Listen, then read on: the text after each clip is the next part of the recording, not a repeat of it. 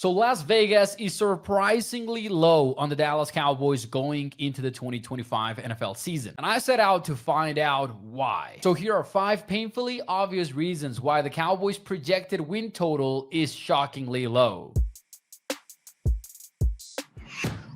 Hey, what's up, everyone? It's Mauricio Rodriguez here at A to Z Sports Dallas. Some disclaimers here. I really know that the Cowboys are not one of the top contenders in the NFC going into the season. Can they be? Maybe, if Dak Prescott has a great year and all of that. However, I was still surprised to learn that Las Vegas and odds makers around the world have the Cowboys in a projection to win 7.5 ball games. In other words, between 8 and 7. And even with the new head coach in town and the concerns that we have about the Cowboys, I thought that was pretty low. The last 3 years, Dak Prescott has been mostly healthy. The Cowboys have won 12 games, right? But these are professional odds makers. And while it's true they do not get everything right, they get most of it pretty close. So I asked myself, why is this number that low? And here are 5 painfully obvious reasons why. Number 1 is the most obvious one, just uncertainty around Schottenheimer. It's his first year as a head coach. We have not really seen him call plays in a long time, and we don't know what it looks like, for better or worse. We know about the energy, we know about the culture that he's talked about,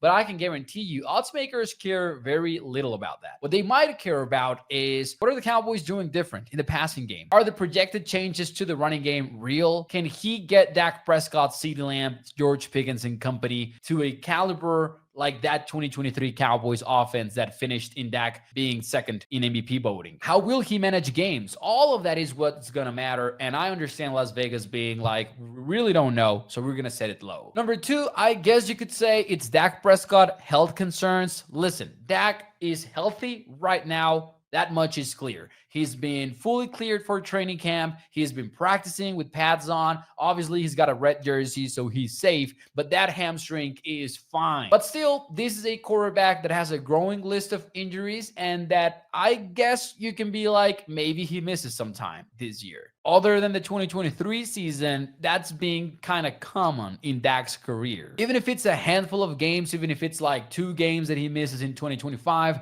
that could be enough to really knock that win total down. Number 3, there is a chance the defense is a weakness for the Cowboys. Now, I like Matt Eberflus. I think the Cowboys have a chance to be among the league leaders in takeaways.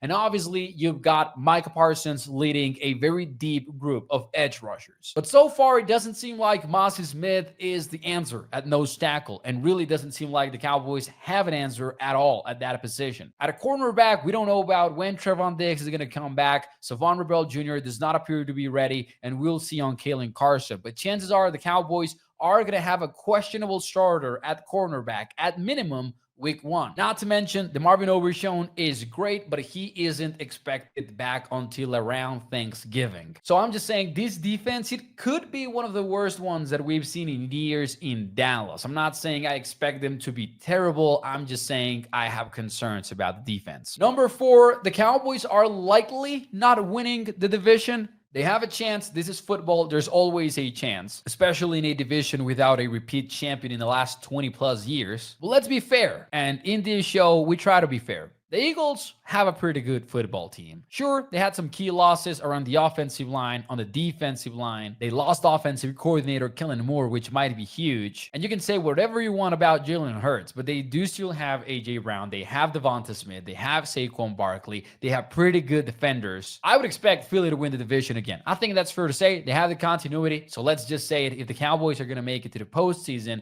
they're likely going to have to do it from a wild card spot. And that obviously means you didn't win that many games. And that brings us to the number 5 point on this list, and perhaps the most important one. They have a punishing schedule gauntlet in the second half of the year. And when I say that, I'm talking about historically punishing. This is the first time ever in NFL history that a team is going to face a 6-game stretch where every single team has won at least 11 games the previous season. The Cowboys get the Eagles at home, then they host the Kansas City Chiefs on a short week before going to Detroit, before returning to face the Minnesota Vikings, the LA Chargers, and then going to Washington on a short week to face the Commanders. That stretch alone could be enough for the Cowboys' win-loss record to take a hit in 2025. Now, again, I'm not saying I expect the Cowboys to win only 7 games or anything like that. I'm only trying to bring some context into why Las Vegas might be surprisingly low on the Cowboys.